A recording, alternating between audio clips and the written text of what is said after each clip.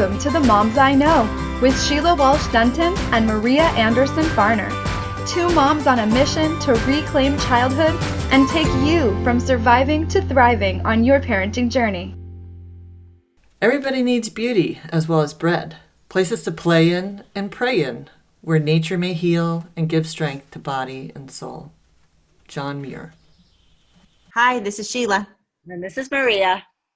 And we want to welcome you to The Moms I Know. Oh, I love that quote. Beautiful.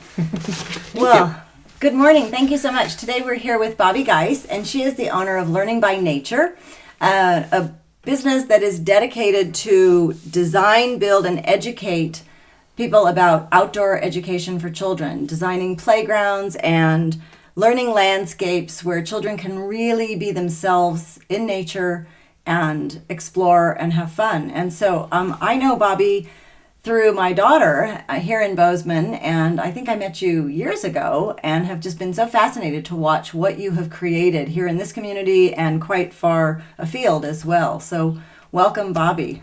Thank you very much. It's great to be here. So today I'm just going to ask you a couple of questions because I have been, Sheila and I are avid outdoor educators. We love getting kids out in nature. We believe that that's where children learn best. And I know that this has been a huge philosophy of yours. And so I wanted you to tell us a little bit about your company, kind of exactly what do you do, where do you do it, and how do you design these learning landscapes for children? Right. Well, I think first off, I'll take a half a step backwards. That's fine. And let people know my background and how I got into this. Great. When I tell people what I do, they go, that sounds like the best job ever. And I literally stumbled on it. So my background is in natural sciences, wildlife biology, and education. And what I found over the years when I was more in the field of biology and field research was that I really enjoyed what I did, and I enjoyed working with the scientists, and I enjoyed the data. But I really felt the people disconnect. I was disconnected from the rest of the world. And I felt like we were working in a bubble.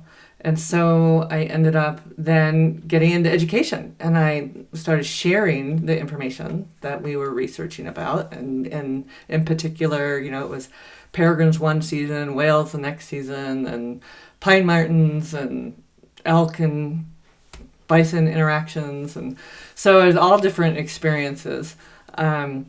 But I felt like it was, like I said, was working in a vacuum. Mm-hmm. And so over time, I focused on more of sort of natural science education and worked for a couple fabulous places that then inspired me when I moved to Bozeman, Montana, to start up outdoor science school here, which is still, I'm not sure how old it is now, 20 plus years old. Mm-hmm. And thriving. Yeah. And so it's a great sort of pillar for this community, growing community. And in working with teachers predominantly for the last 20 years, I've discovered that there's a lot of frustration and interest in connecting kids to the outdoors, but not a lot of resources. Mm-hmm. And even though we live in this beautiful place, in particular in Bozeman, Montana, the kids are still follow the same trajectory of data as kids that live in urban environments in terms of the lack of outdoor interaction with the outdoors. And so I slowly started transitioning from being the educator to helping educators design spaces so that they can affordably and effectively connect the curriculum from the indoors in the school walls to the outdoors. And so that's how it became creating outdoor landscapes on school grounds and in parks that close to schools, creating outdoor classrooms and tying it into their existing curriculum to make it easy and make it a no-brainer. Mm-hmm. We teach about geology in the classroom. We teach about, natural history. We teach about the state's natural resources and the history of that. And the explorers and the mountain ranges and, the trees. And but we just learn about it in the books, Right. and we don't have money to bus students, and or they're not comfortable busing students or being in the wild with kids. And so it was sort of an aha moment of, well, then let's just make this space, accessible on the school, and then everybody can do it. Right. So you're bringing the nature Right. in. I'm Right. struck. I was looking at the schools locally recently, and yes, there's still a concrete playground surrounded by cyclone fencing, and yet we've got these gorgeous mountains all around us here. And in urban environments, they don't have that luxury, and yet there's always parks. But we were talking about this a little bit earlier. Parents have to make that conscious effort to take their children. We just recorded an episode on camping with children, and it is somewhat of a luxury to be able to take children out into the wilderness or out into nature. So you're bringing nature to the classroom or to the local parks, Right. where you're really integrating it, which Right. is fabulous. Unfortunate that we have to be doing this. Right. And I think of, the book Last Child in the Woods, and, we have this nature deficit disorder.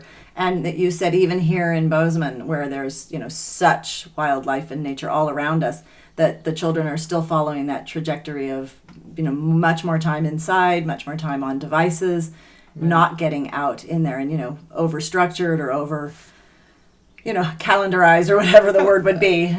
Right. So that's interesting. And so tell us a little bit about some of the things that you're doing then. Yeah. So what I've then since also transitioned to is not only developing outdoor education spaces, but more recently developing natural playgrounds. Mm-hmm. And what I try when I work with schools in particular and daycares in some respects, what we try to do is integrate, like I said, the existing curriculum that they teach the students into the design of the space, not only now as an outdoor classroom, but as a play space. Mm-hmm. And so from a parent perspective and an administrator's perspective, it's a better sales pitch. Mm-hmm. That, hey, we're not just getting this funky playground that looks dangerous with rocks and logs and such, but it's an educational opportunity. Mm-hmm. So much of my work right now has been focused on natural playgrounds. And I just wrapped up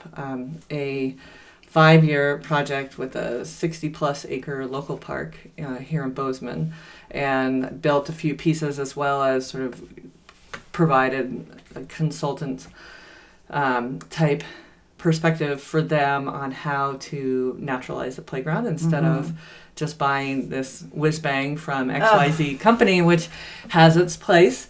And but they wanted it to be a destination park, and a destination park is not one that has the same equipment everybody else's park has. Right. So that was a fun project. And then I work with a lot of preschools and daycares, trying to get some plastic out and get some nature in, and as well as almost all the elementary schools in the district and quite a few elementary schools around the state.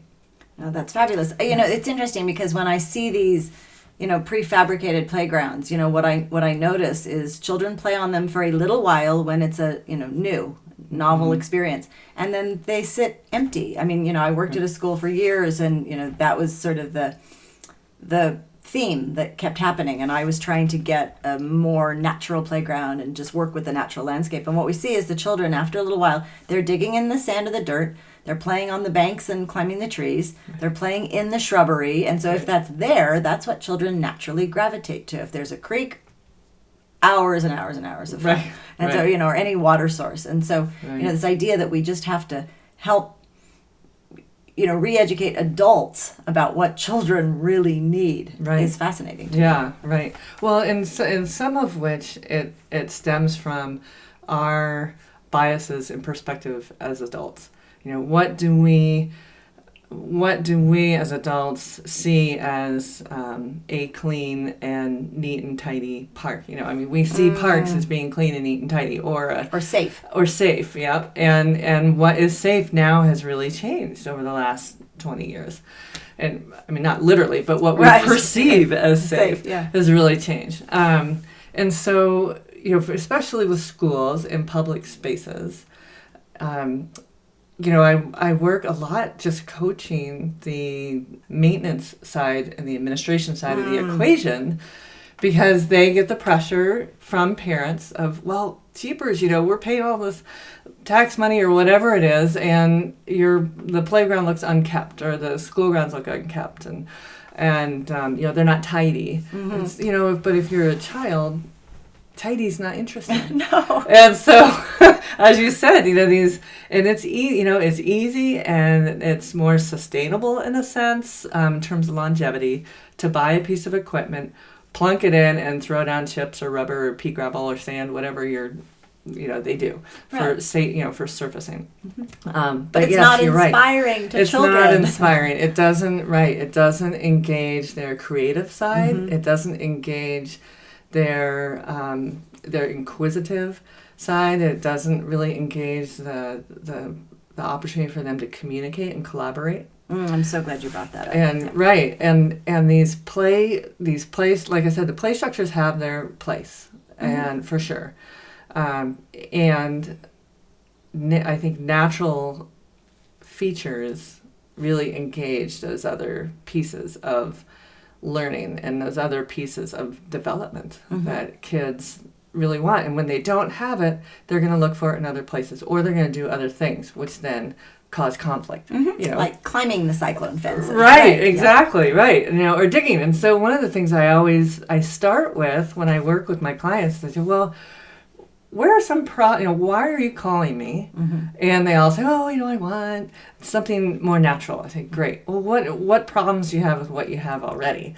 And they say, oh, well, this is here, and then they're always digging over here, so I want something so they don't dig, or there's this puddle, or there's, this tree, and we're thinking maybe we'd cut it down, but maybe you can put something, Wow. And it seems too dangerous. And so what I try to do, especially in the bigger districts and maintenance facilities folks, is figure out what are their trigger points that they're worried about, and then work with them to figure out how we can embrace those in the design. So we have areas that kids like to dig. Well, can we all maybe consider dedicating that space for digging? I mean, it seems like a no-brainer, Right. But digging is really causes stress for some adults. Right? But we're looking at things here through the child's eyes. That's one of the Correct. things that I always say is when I'm talking with parents is look at it through the child's eyes, and if we can do that, and if we can reconnect to our own childhood. That always seems to help adults. I take them back to their own childhood. I mean, we grew up with rocks and trees and stumps and grass, and we didn't have all these fancy playground things. And yes, I know that there's this for sensory integration and this, but nature does all of that. Yeah. Right.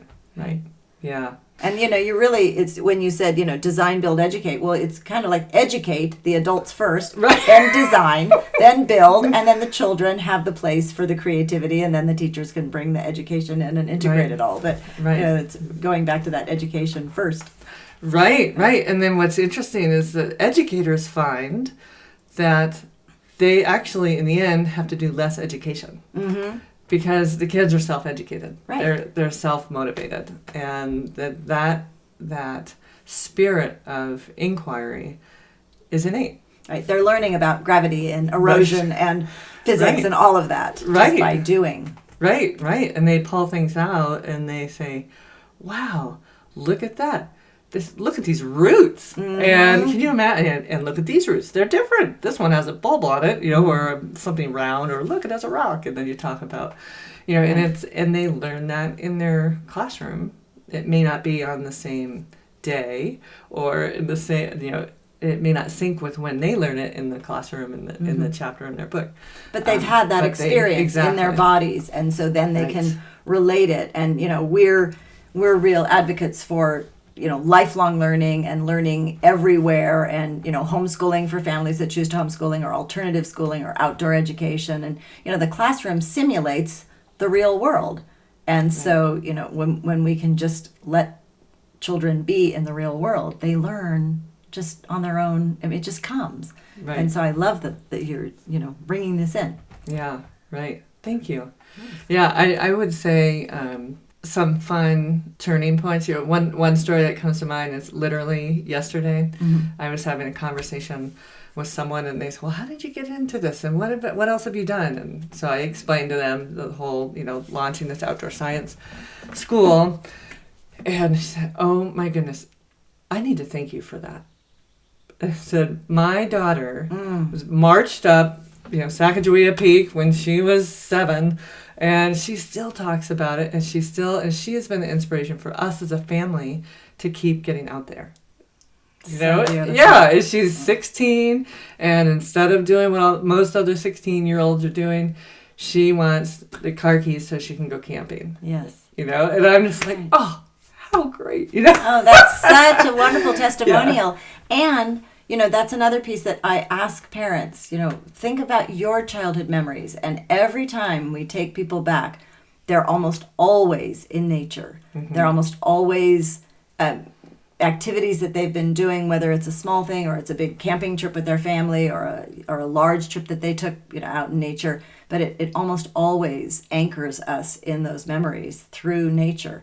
And so helping people understand how important that is. And yes, sometimes it's hard to pack the whole family up and go out on an outing for the day or a camping trip for a weekend or a week or whatever, but those are the memories that we hold on to. So I really appreciate you sharing that. That's a beautiful story. Yeah, and again, helping remind us of what is so truly important. Do you have, was your childhood one that was out in nature quite a bit?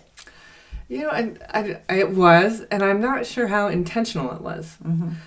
But yeah, it's always been, even to this day, my parents are both still living and very healthy and in their early 80s. And it is paramount for them to get out for a walk as part of their daily routine. Right. And I don't think I recognized that as a child. We didn't purposely go out on walks, but it was pretty much the story you read about in, Leave No Child Behind, or, the whole nature deficit disorder awareness. I was of the childhood or of the generation where you open the door, you get the nice gentle boot. Right. Yeah. That says, we will ring the bell. And in our case, most of our neighbors had bells. In our case, we had a horn. And, we'll blow the horn when dinner's ready. Right. I'm like, okay. Yeah. And we would just go out. And we built, I have vivid memories of trying to stack old down trees and make, a huge, I'm going to make a homestead, and it's going to be like Laura Ingalls and, Right, our imagination. Right. And, we'd, go to the pond and chisel until we broke through the ice, and, inevitably, we knew something was down there. That, right. Was maybe we shouldn't explore, but that made it even more enticing. Right, it's exciting. Right. Or making stews, with all this amazing stuff and from nature. Yeah, from nature, and grinding it up and serving everybody in acorn caps and whatever else we can find. And right. Where did you grow up? Predominantly in the Northeast. Yep. So I was just interviewing my mom recently, and she grew up in the city in San Francisco, and yet still that childhood where, out the door they went, and the neighborhood was their playground. And she said when the church bells rang, it was time to go home for dinner. Oh, there you go. My childhood was more suburban in the East Bay in California, San Francisco, East Bay.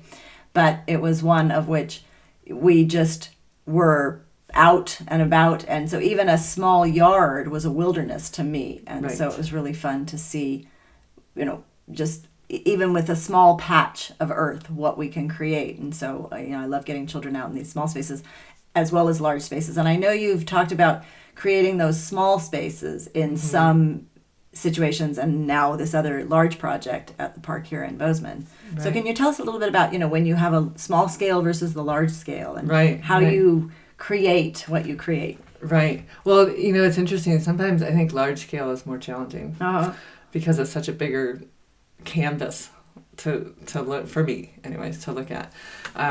So I'm glad you asked that question, because just worldwide, the whole trend of urbanization, and I can't pull the numbers off the top of my head, but in the next 25 years, the percent of people that are going to be living in urban centers is far above 50%, and that's really looking at that urban piece is critical. And I think we're fortunate that we live in this amazing environment here in Montana. We're surrounded by all these great resources. But even in our relatively little but booming town, the yards are getting smaller and the buildings are getting taller.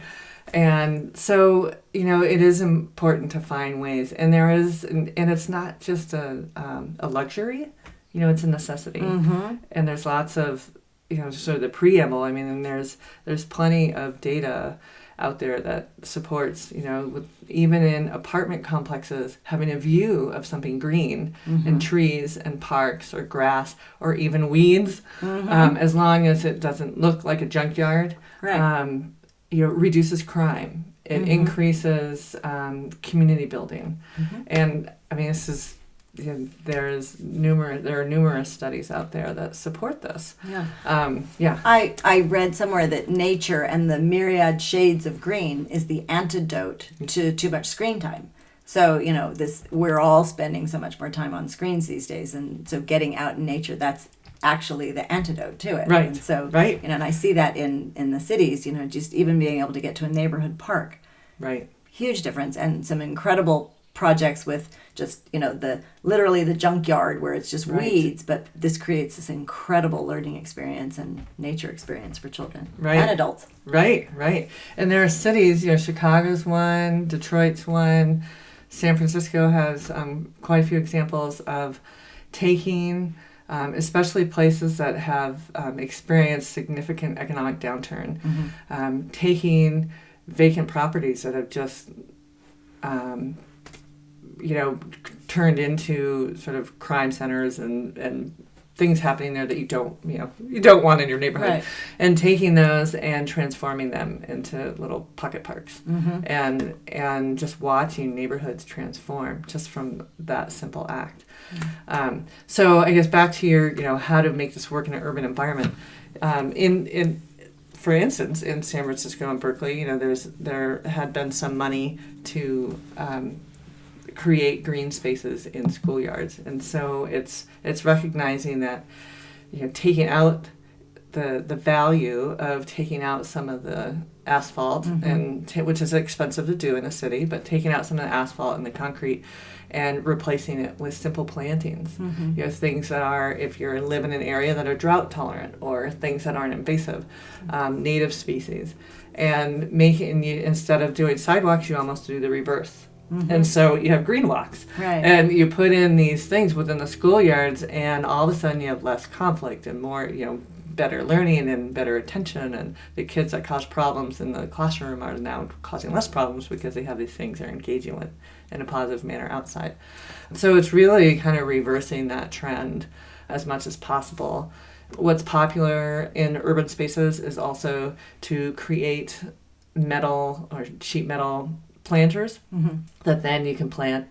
What we try to do is to look at plantings from your different sensories, your different senses. And so we plant things that are different colors that they can look at visually, plant things that smell different, plant things that have different textures, and even simple pots that are at different heights, because height is a big sensory trigger. And even for crawlers, you plant things that they can, as a preschool in an area that has limited space, you plant things that kids can crawl up to and explore that are also edible. And so we might have, a pot or a planter that is secured to the ground, or it's mobile and secured, wherever they put it, that they can move around to different places and at different classrooms. Like a Head Start is a good example. So working with a Head Start to have a portable planter that moves around. And so we have one planter that's edible, and we have one planter that's colors, like a rainbow planter. Nice. And then they can shift it, and it changes sceneries, and the kids get to explore. And then they just have one planter that's dirt, and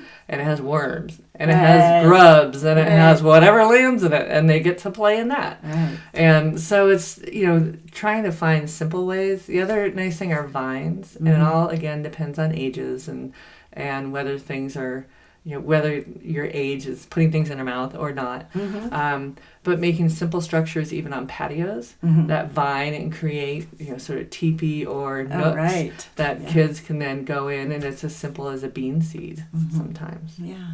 Well, it's fascinating to me that we are now, recreating this for children, whereas, for thousands of years, children just were interacting with nature as the way they grew up. But you mentioned something earlier, the studies are all in. You see that, and I would imagine that at your website, there's all kinds of resources there for people that want to know more about that.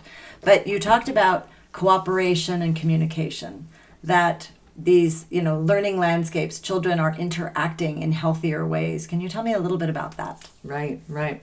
Well, so here's an example.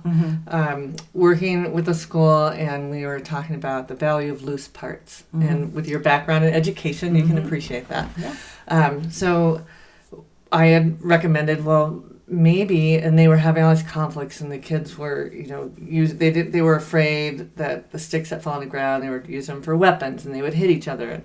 And I said, well, they obviously are being creative, and they want things that they can manipulate. Right. And so I said, why don't we put some logs on there that take more than one child to lift, and see what happens? Oh, they might drop it and hurt themselves. Well, how often are they going to drop it and hurt themselves? Once. It's probably going to land on their foot, and they're going to go, ow, that really hurt. Right. I better carry that differently. Learn. Or communicate. So what happened? So we put these logs, they were, these are 5 to 8-year-olds, and we put these logs in. They're about 4 feet long, and they are anywhere from 3 to 5 inches in diameter, so all different weights. And the kids started picking them up and trying to stacking them, and they realized that one child could not pick one up on their own. The 8-year-olds could pick up the smaller sticks, but they were big enough where they couldn't whack somebody with it in motion, So the kids started building it, and then all of a sudden, the kids, all multi-ages, started talking about, well, I want this here, but how do I get it here? Well, let's do this. And they started, like the Egyptians, they started rolling the logs that were too heavy to carry, because the big kids didn't want to help, so the little kids couldn't lift them, and so they rolled them. And then the other ones came in, and they started, and through lifting and rolling and communicating and dragging, they built this great little thing that almost was like a teepee on its side, or a pyramid sort of on laying down.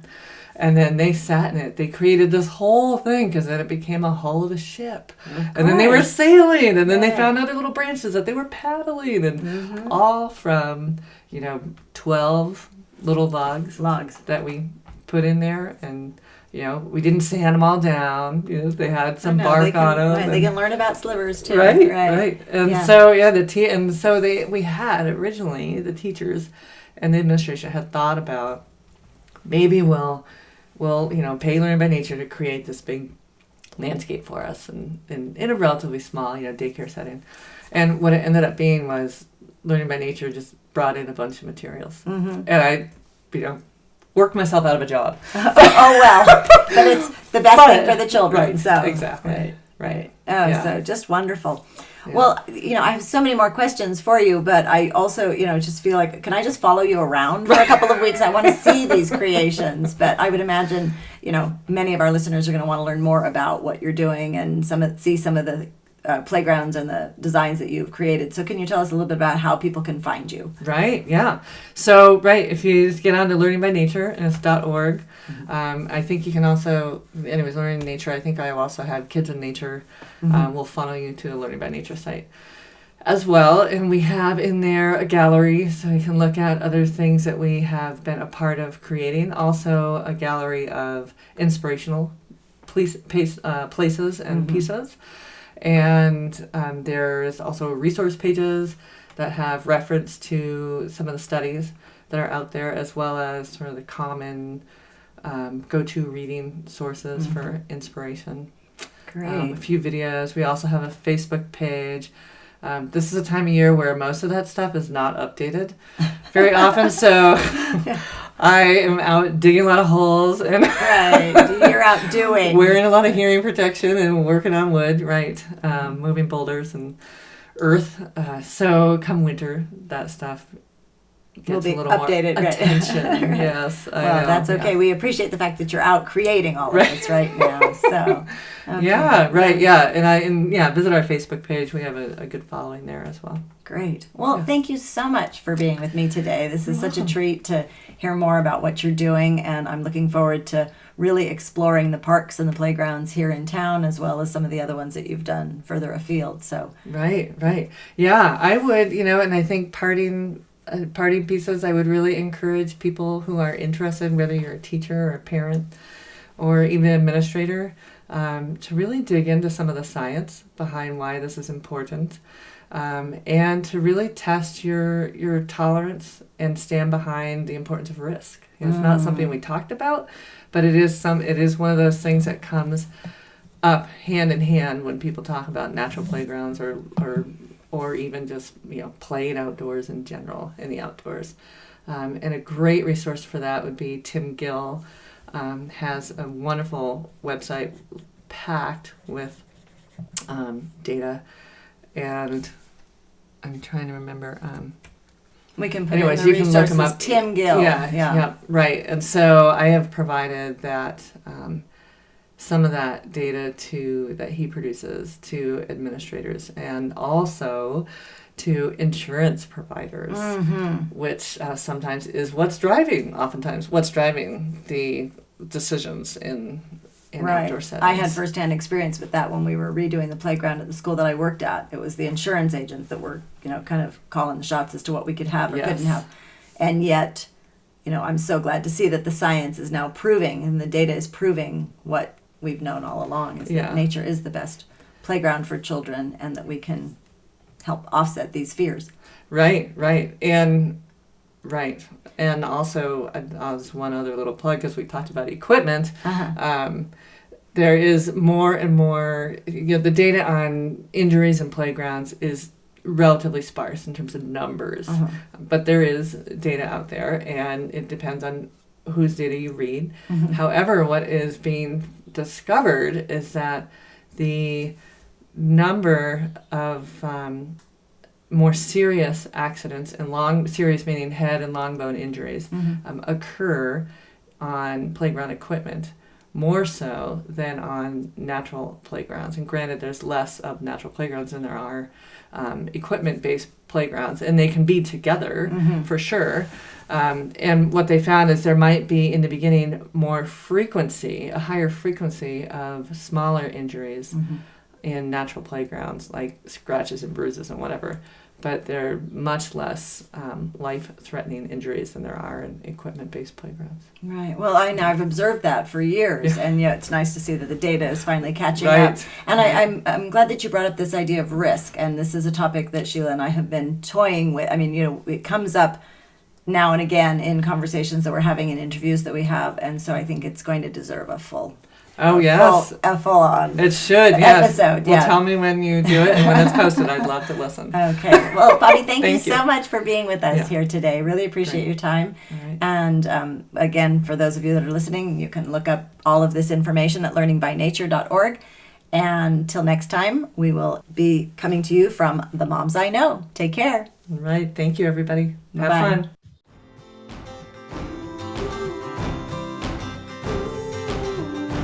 Thanks for joining us today for The Moms I Know. To learn more about Sheila and her online program, The Mom Map, visit purplebeetnutrition.com.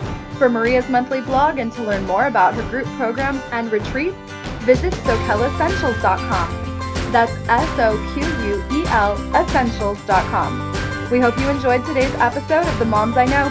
Until next week, have a joyful family journey.